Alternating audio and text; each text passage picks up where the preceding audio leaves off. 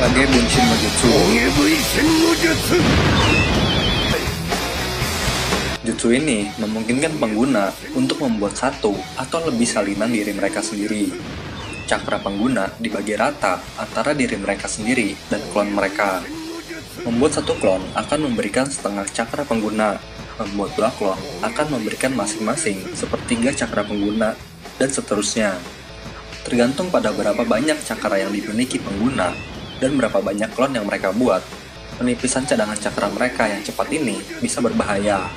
Karena itu, biasanya hanya mereka yang setidaknya setingkat Jonin yang dapat menggunakan teknik klon bayangan standar dengan aman. Kawara Shuriken. Teknik ini memungkinkan Hiruzen untuk mengendalikan, melayang, dan melemparkan ubin berputar dari jarak jauh ke area sekitar. Selain mampu mengendalikan ubin dari jarak jauh, ia juga mampu menekankannya dengan cakra untuk membuatnya jauh lebih kuat dari biasanya. Doton Kage Bunshin.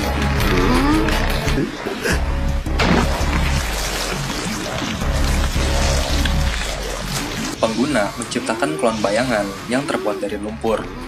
Tidak seperti kebanyakan teknik klon, setelah dipukul, klon tersebut dapat membentuk kembali dirinya sendiri. Doton Doryu Taiga. Pengguna mengubah permukaan di bawah lawannya menjadi sungai berlumpur yang menyapu mereka dan membawanya ke hilir. Teknik ini juga dapat digunakan sebagai media untuk teknik Doton Doryudan. Doton Doryudan. Setelah menciptakan sumber lumpur, pengguna menciptakan kepala seperti naga untuk menembakkan bola lumpur ke lawan. Agar lebih mengancam, pengguna dapat menggabungkan teknik ini dengan teknik api untuk membuat bola lumpur menjadi sangat panas. Katon Karyudan.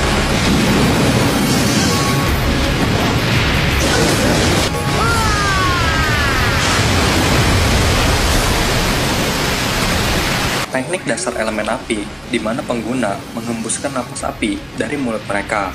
Seperti yang ditunjukkan oleh Hiruzen, teknik ini dapat digunakan bersamaan dengan Doton Doryudan untuk menyalakan proyektil yang ditembakkan oleh teknik terakhir, sehingga membuatnya lebih dahsyat. Shuriken Kage Bunshin no Jutsu.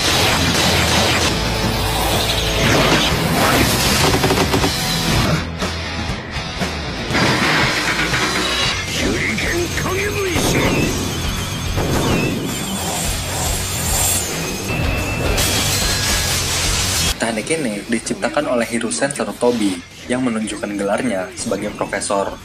Setelah melempar satu shuriken, pengguna menggandakannya dengan cakra mereka. Dengan cara yang sama seperti teknik klon bayangan membuat salinan pengguna. Membuat klon bayangan saja sudah sulit, tetapi secara khusus menggandakan benda mati bahkan lebih sulit lagi. Tapi sebelum lanjut, jangan lupa bantu tekan tombol like dan subscribe ya. Katon Karyudan.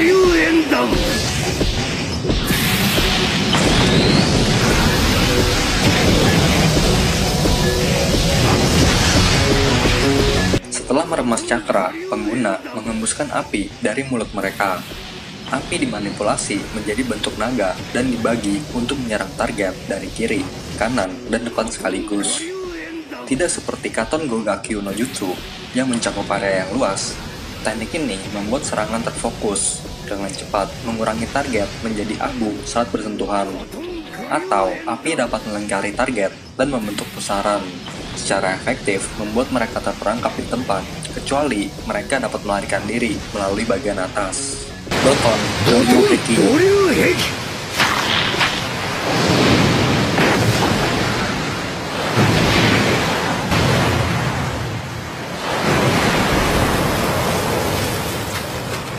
Teknik ini memungkinkan pengguna untuk membuat dinding pelindung dari tanah. Salah satu metode untuk melakukannya adalah dengan mengubah cakra di tubuh mereka menjadi material tanah yang dimuntahkan dari mulut mereka. Semakin terampil pengguna, semakin besar volume tanah yang dapat dibuat. Tanah dengan cepat menumpuk menjadi dinding pertahanan, menghalangi serangan yang akan datang. Uchiose no Jutsu, Enko o Enma.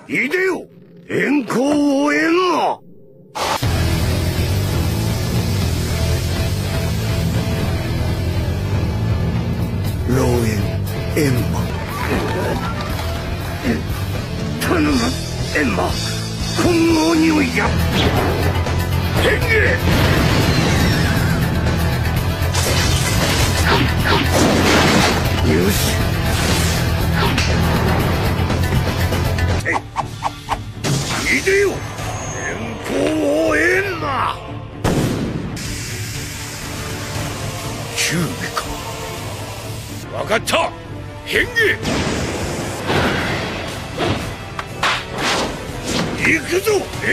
Tubuh dan ekor Enma ditutupi bulu putih yang mencuat dari lengan baju dan celananya. Ia memiliki rambut putih panjang yang tidak terawat yang mencapai punggungnya, dan jambang panjang, serta janggut kambing. Ia mengenakan setelan hitam dengan baju zirah jala di bawahnya. Di atasnya, ia mengenakan kemeja kimono tanpa lengan dengan hiasan bulu putih, dan tanda-tanda yang mengingatkan pada garis-garis harimau di atasnya, yang ditutup dengan selempang merah. Enma juga mengenakan pelindung dahi Konoha, Goton, Dairendan no Jutsu.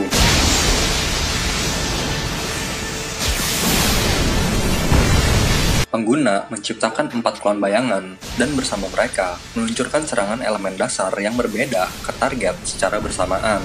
Shiki Fujin.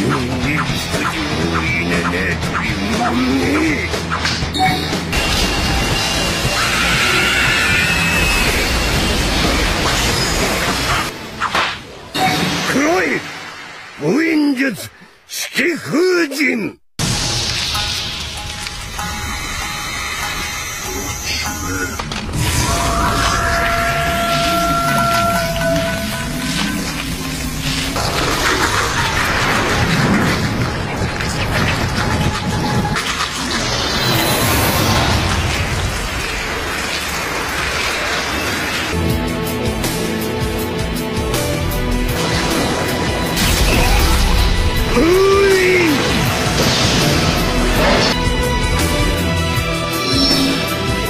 Setelah segel tangan dilakukan, jiwa pengguna sebagian terpisah dari tubuh mereka dan tergantung di belakang mereka. Di belakang jiwa mereka muncul Shinigami yang menahan jiwa mereka dengan rambutnya. Hanya pemanggil yang mampu melihat Shinigami pada titik ini. Setelah beberapa saat, Shinigami membungkus lengan kirinya dengan tasbih dan melantunkan mantra yang tidak dapat dipahami, sampai segel terkutuk muncul di lengannya. Kemudian, ia mengarahkan lengannya ke dalam jiwa pemanggil, sehingga memungkinkan pemanggil untuk memanggil Shinigami untuk menyegel target. Lengan Shinigami muncul dari tubuh pemanggil dan menggenggam jiwa target, Sheki Yojin.